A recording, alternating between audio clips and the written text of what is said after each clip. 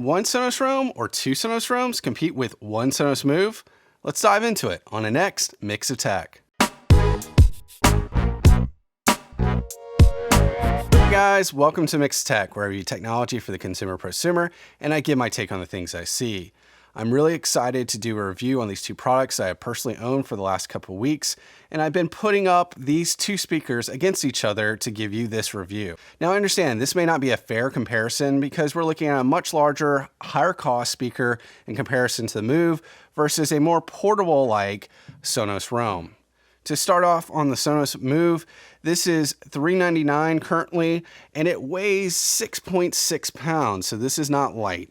It's definitely much larger in size. In fact, if you were to compare, it's bigger than two Sonos Roams, both on width and height. This is rated at IP56, so you can get this around dust, but understand it's not fully locked out.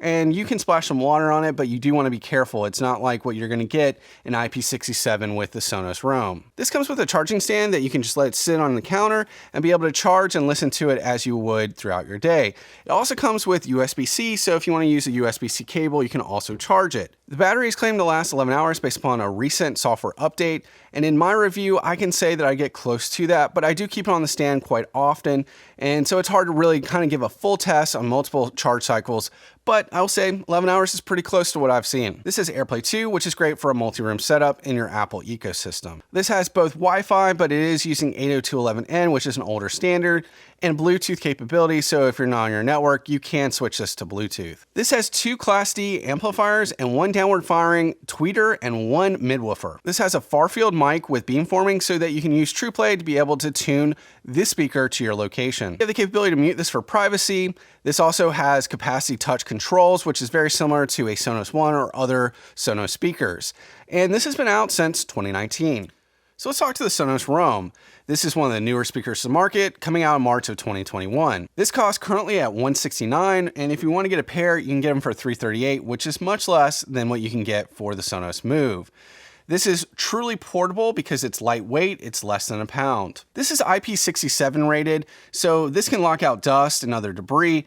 This also, if you wanted to, I'm not gonna do it because it's my personal device, you could submerge this up to 3 feet for 30 minutes. This comes with USB-C charging, does have a USB cable that's included, and what I really enjoy about this is that you can use your Qi wireless charger to charge it on the bottom. The battery claims are 10 hours for this, and I've seen anywhere from 8 to 10 hours, and I will say that you probably do want to keep this charging on USB-C when you're not using it, because I have seen that there is some phantom drain for whatever reason. That may be a software update coming in the future, but just keep in that mind. I've turned these off and they still seem to consume some sort of power, so I leave them on my USB-C cable. This supports 802.11 AC, which is nice to have. Now I wish it was 802.11 AX, as in Wi-Fi 6, but still not bad.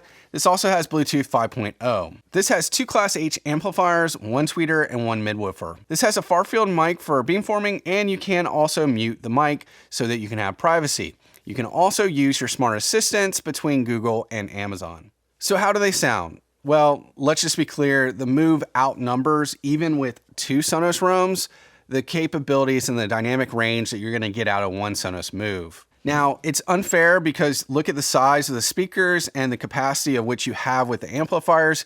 It's going to get louder and have a larger range of sound, and especially in the lower end, it's going to have much more bass than you're going to get out of a midwoofer of this size. From a tech perspective, these are very comparable speakers.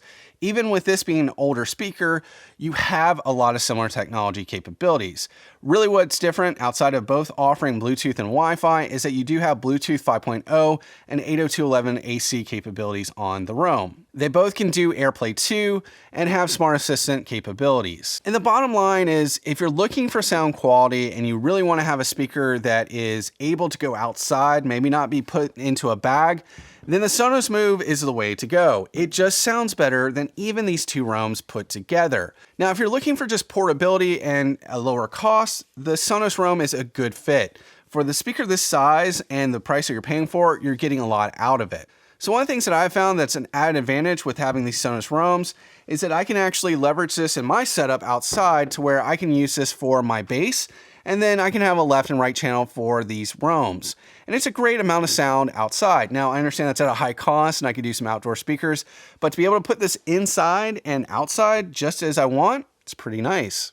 All right, well, I hope you like this video, and if you have, make sure to hit the like button, and if you haven't done so already, make sure to subscribe to this channel for more great content like this. Thanks for joining A Mix of Tech.